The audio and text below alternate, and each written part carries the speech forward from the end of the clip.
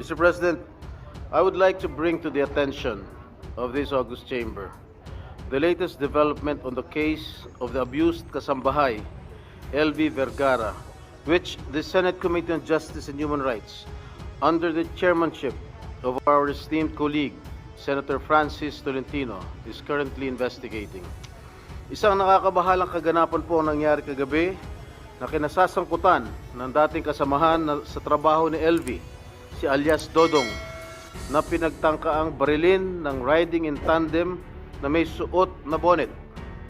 Si Dodong ay tumatayong testigo sa mga pang-aabuso at pagmamaltrato ng employers ni LV sa Mamburao, Occidental Mindoro na sina Franz at Pablo Ruiz.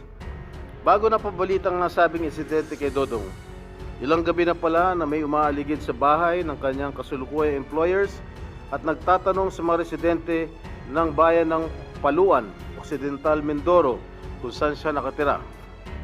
Tinakasan ni Dodong ang pamilya Ruiz dahil na rin sa takot na malagay sa alanganin ng kanyang buhay. Ganun pa man, handang tumistigo si Dodong para patutuhanan ang mga bintang ni LV at sa katunayan ay nagsumiti na siya ng sinumpaang salaysay sa piskalya kung saan nakasampang kaso laban sa mag-asawang Ruiz. Ginoong Pangulo, aking napag-alaman na kanina madaling araw ay nasecure na si Dodong at ngayon ay nasa pangangalaga ng CIDG Regional Headquarters sa Calapan, Mindoro Oriental. At dahil na rin sa napabalitang pag-casing ng mga kahina-hinaalang mga lalaki sa tinutuluyan ni Dodong, minarapat na mga kaanak at nagmamalasakit kay LV na ilipat siya sa mas ligtas na lugar nitong nakaraang Lunes. At dahil sa mga pangyayaring ito, maging ang mga kasulukuyang employers ni Dodong ay nangangamba na rin sa kanilang kaligtasan. Dalawa pang dating mga tauhan ng mag-asawang Ruiz na sina alias JM at alias Patrick na maaaring magbigay linaw sa kaso ni LV ay napag-alaman ko na nagtatago at hindi matuntun ng mga kinauukulan. Ginoong Pangulo, bago pa man nangyari ang pagtatangka sa buhay ni Dodong, may mga pulis at sundalo nang nakabantay sa bahay ng kanyang bagong employer batay sa ulat noong September 10 ng ABS-CBN reporter na si Dennis Datu. Bantay sarado man sila, ay nagawa pa rin ang pagtatangka sa buhay ni Dodong. Kaya nakakapagtaka kung bakit nangyari pa ito. Mr. President, I don't want to point an accusing finger at anyone at this point, but one cannot help but wonder about these bold and brazen acts against these defenseless individuals.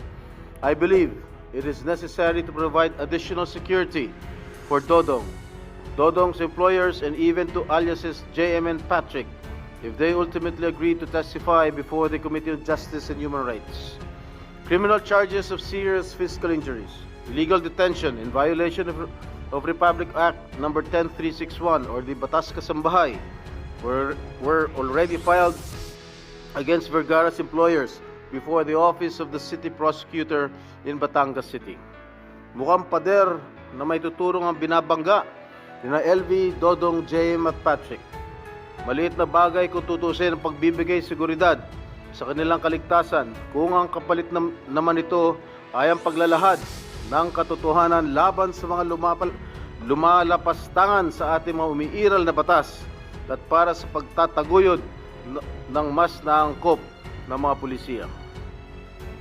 Protecting the witnesses is not just a legal obligation. It is a moral imperative. By upholding this duty, we not only promote the principles of fairness and equality, ensure an environment where they can testify freely and without fear, and foster a culture where the voices of those silenced but willing to stand up for the truth are heard regardless of their social standing and circumstances. Thank you, Mr. President.